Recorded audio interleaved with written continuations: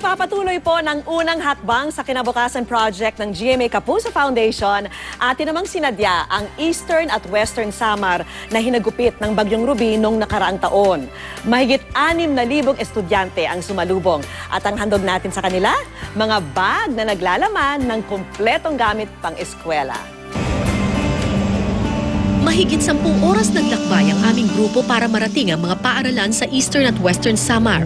Sumalubong sa amin ang mga batang sabik na sabik sa dala naming munting sorpresa.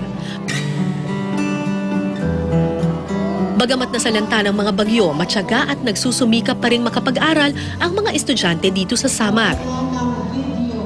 Pumapasok sa school, mga 5 o'clock ng umaga, makaalis na kasi malayo ko yung pinalakad sa eskwelahan nila. Bukod sa hirap sa pagpasok sa paaralan, problema rin nila ang kakulangan ng mga gamit pang-eskwela. Bilang gantimpala sa kanilang dedikasyon, isang bag na naglalaman ng kumpletong gamit pang-eskwela ang handog natin sa kanila.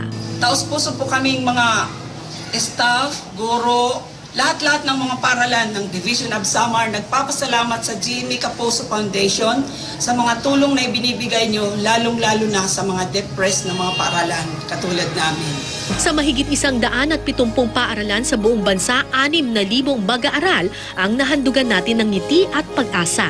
Simple man para sa iba, ang katumbas nito'y isang kinabukasang puno ng pangarap.